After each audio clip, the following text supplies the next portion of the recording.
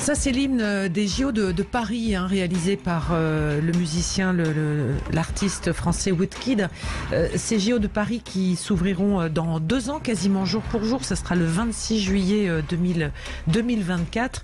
Et il y a eu ce matin cette réunion de chantier autour du chef de l'État, pas moins de 12 ministres et secrétaires d'État, avec les responsables, les organisateurs des JO de Paris. Est-ce que cette facture va s'alourdir? C'est une des questions que l'on se pose, puisque de 6,3 milliards, on est déjà un petit peu plus de 7 milliards, plus d'1 milliard déjà annoncé. Vincent Chaudel, bonjour. Bonjour. Président de l'Observatoire du sport business, on vous connaît bien sur Sud Radio, Vincent. Merci d'être avec nous pour nous éclairer. Alors, cette question de la facture finale des JO, est-ce qu'elle se pose concrètement aujourd'hui? Est-ce qu'on va réussir à maîtriser ce budget?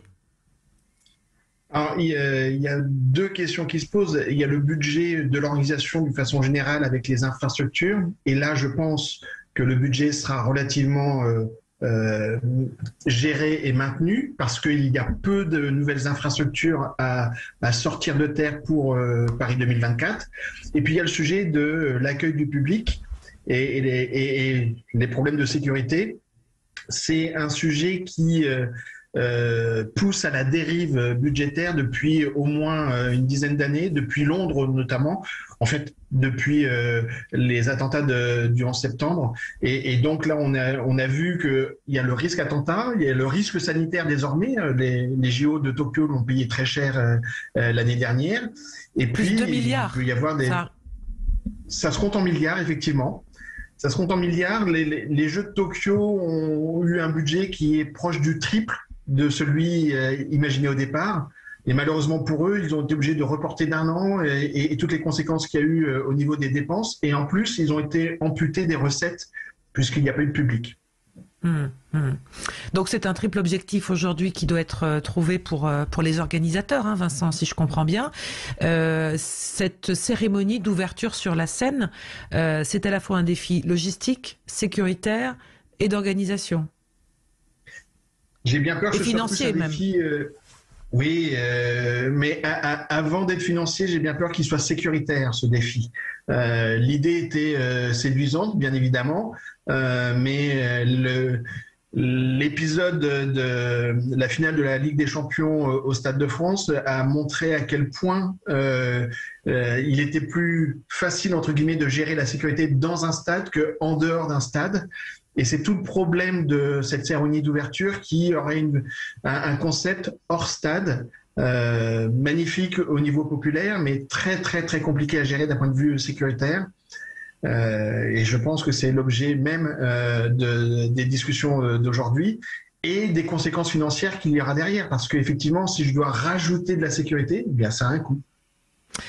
Ça sera une obligation parce que visiblement il se dit que ça serait plutôt une sécurité privée qui viendrait épauler nos forces de police et de gendarmerie. Enfin, en tous les cas, la partie gérée par l'État, parce que le défi est immense. Il faut sécuriser les sites, il faut aussi sécuriser le public de lui-même. Il ne faudrait pas que à certains endroits il y ait des chutes dans la Seine. Enfin, on voit très bien l'immensité du dossier.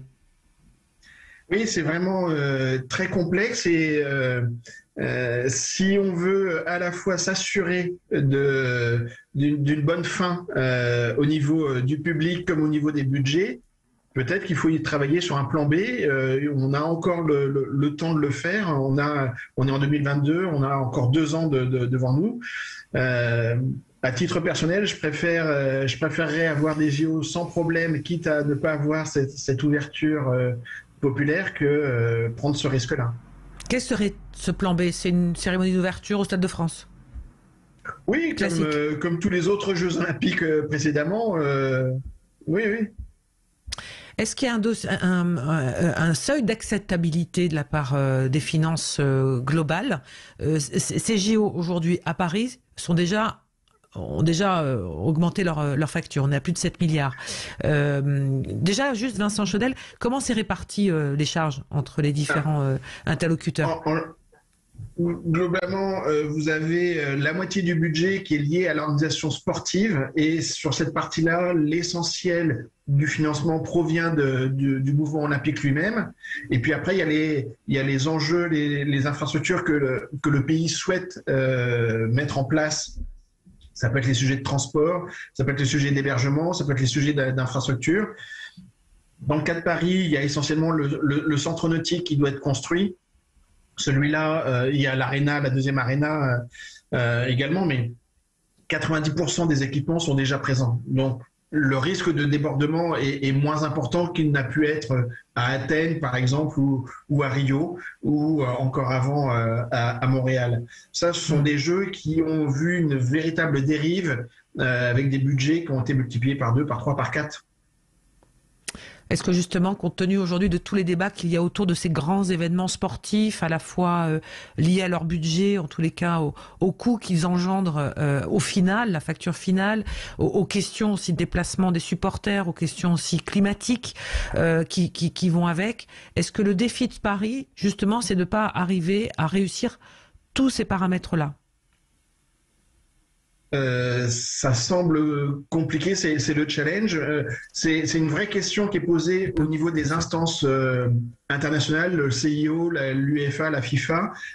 C'est est-ce que le sport de demain peut se concevoir comme on l'a conçu jusqu'ici?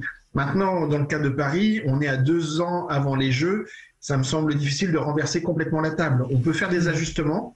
La cérémonie d'ouverture peut être un ajustement, justement, mais renverser tout le mécanisme me semble trop tard désormais, et pas en tout cas pas de la responsabilité de Paris 2024.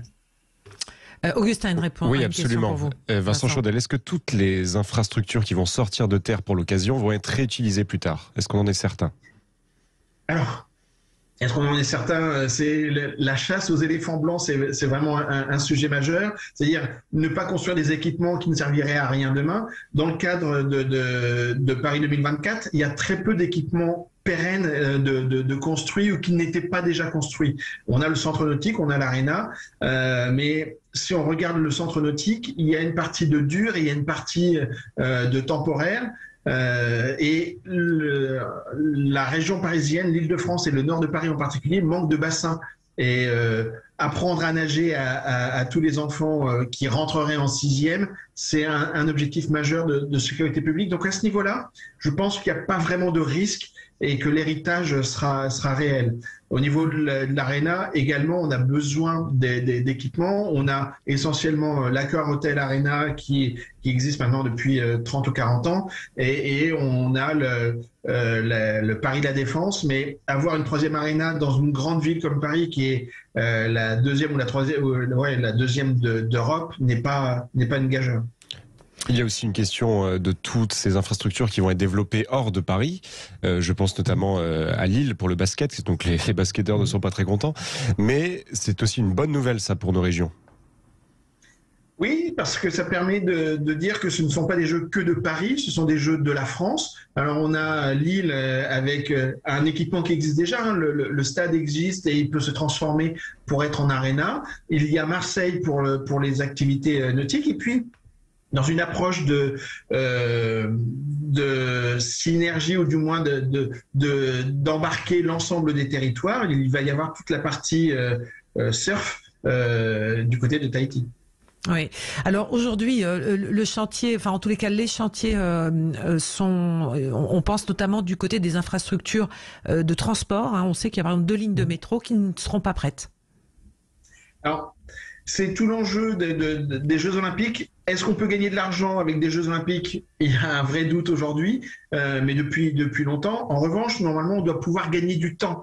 Et est-ce que ces lignes de transport, le transport du Grand Paris aurait pu arriver sans les Jeux Olympiques? Probablement oui, mais 10, 20 ans plus tard. Et on peut regretter effectivement que certaines lignes arrivent après les Jeux, mais elles arriveront bien plus vite grâce aux Jeux que s'il n'y avait pas eu les Jeux Olympiques à Paris.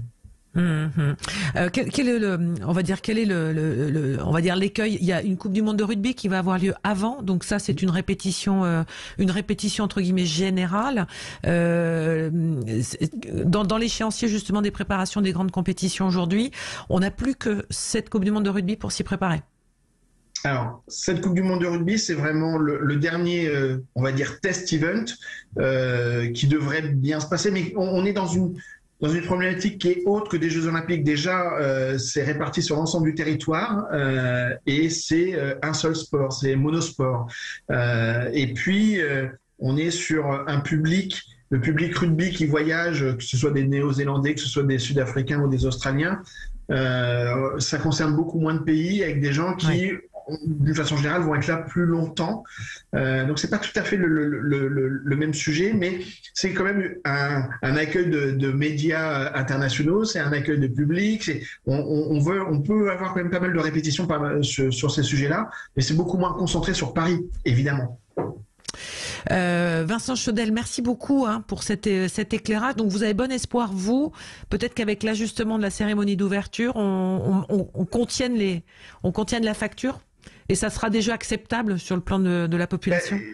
Je pense surtout que si on retouche à la cérémonie d'ouverture, on doit pouvoir réduire le risque de sécurité et donc le risque de dérive budgétaire. Ouais, mais c'est le président qui tient à cette cérémonie, donc il y a de la pression là.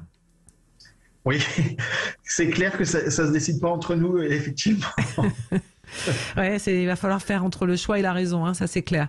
Merci beaucoup Vincent Chaudel, économiste du sport. Merci beaucoup d'avoir été avec nous, Augustin. On aime bien ce sujet des JO de Paris, nous. Absolument, en plus il est très complet. Et là, on va aller en Gironde, la Gironde qui aurait pu d'ailleurs accepter les épreuves de surf qui, comme vous l'avez dit Vincent, se dérouleront à Tahiti finalement.